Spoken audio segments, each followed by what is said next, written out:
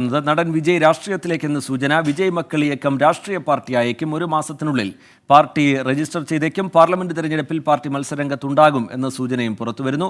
വിജയെ party അധ്യക്ഷനായി തെരഞ്ഞെടുത്തു എന്നുള്ള വിവരവും പുറത്തുവരുന്നുണ്ട്. മനേഷ് മൂർത്തി ചെന്നൈയിൽ നിന്ന് വിവരങ്ങളുമായി ചേരുകയാണ്. മനേഷ്, എന്താണ് ലഭ്യമാകുന്ന വിവരങ്ങൾ വിജയുടെ നീക്കങ്ങളെ സംബന്ധിച്ച്?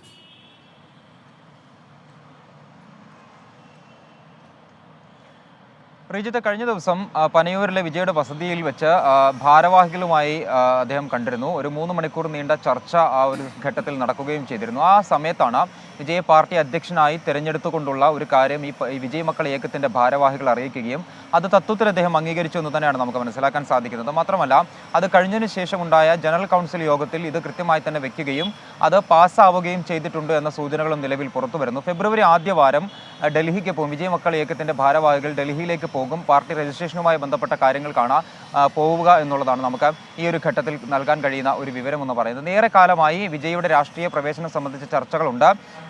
നമുക്കറിയാം, 10ാം ക്ലാസ്സും +1 വിജയിച്ച ആളുകൾക്ക് മണ്ഡലാടിസ്ഥാനത്തിൽ, നിയമസഭാ മണ്ഡലാടിസ്ഥാനത്തിൽ 1ഉം 2ഉം സ്ഥാനങ്ങൾ ലഭിച്ചവർക്ക് അംഗീകാരം നൽകുന്ന ഒരു ഘട്ടത്തിൽ പോലും ഈ മണ്ഡലാടിസ്ഥാനത്തിൽ തന്നെ ആ രീതിയിലുള്ള പാർട്ടിയുമായി ബന്ധപ്പെട്ടുള്ള രാഷ്ട്രീയ പ്രവർത്തനത്തിന് വേണ്ടിയുള്ള രാഷ്ട്രീയ പാർട്ടി രൂപീകരണവുമായി ബന്ധപ്പെട്ടുള്ള ചർച്ചകൾ ഉണ്ടായിരുന്നു. മാത്രമല്ല, സാധാരണ നിലയിൽ ഏതെങ്കിലും തരത്തിലുള്ള പ്രവർത്തനങ്ങൾ നടത്തുമ്പോൾ അല്ലെങ്കിൽ ജീവകാരുണ്യ പ്രവർത്തനങ്ങൾ നടത്തുമ്പോൾ അത് വിജയ് നേരിട്ടെത്തി ചെയ്യുന്ന ഒരു ശീലമുണ്ടായിരുന്നില്ല.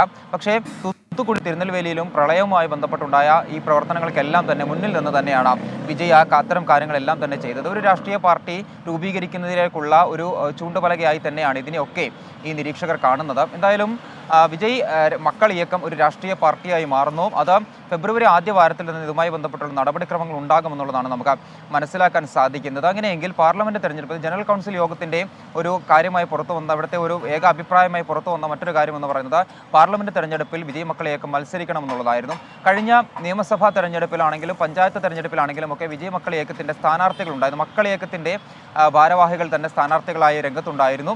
ആ രീതിയിലുള്ള പ്രവർത്തനങ്ങളെല്ലാം തന്നെ മുമ്പുണ്ട്. മാത്രമല്ല, ഈ സർക്കാർ ചെയ്യുന്ന പല പ്രവർത്തനങ്ങളും ഈ വിജയ് മക്കൾ ഇയക്കത്തിൻ്റെ ഭാഗമായി അല്ലെങ്കിൽ വിജയ് മക്കൾ ഇയക്കത്തിൻ്റെ നേതൃത്വത്തിൽ നടന്നു വരുന്നുണ്ട്. സംസ്ഥാന വ്യാപകമായി തന്നെ അത് സ്കൂളുകളിലുള്ള സൗജന്യ ഭക്ഷണ വിതരണം ഉൾപ്പെടെ, സൗജന്യ യൂണിഫോം വിതരണം ഉൾപ്പെടെ അങ്ങനെയുള്ള നിരവധി കാര്യങ്ങൾ എന്തായാലും ഈ വിജയ് മക്കൾ ഇയക്കം ചെയ്യുന്നുണ്ട്. അതിനെ പൂർണ്ണമായും തന്നെ രാഷ്ട്രീയ പാർട്ടിയായി മാറ്റിയെടുക്കുക എന്നതാണ് നിലവിലുള്ള ഒരു തീരുമാനമെന്നാണ് നമുക്ക് മനസ്സിലാക്കാൻ സാധിക്കുന്നത്. എന്തായാലും ഇതുമായി ബന്ധപ്പെട്ട് ഫെബ്രുവരി ആദ്യവാരത്തിൽ തന്നെ ഈ പറഞ്ഞ രീതിയിൽ വിജയ് മക്കൾ ഇയക്കത്തിൻ്റെ ഭാരവാഹികൾ ഡൽഹിക്ക് പോകും. പാർട്ടി രജിസ്ട്രേഷനുമായി ബന്ധപ്പെട്ടെന്നുള്ളതാണ് മനസ്സിലാക്കാൻ സാധിക്കുന്നത്.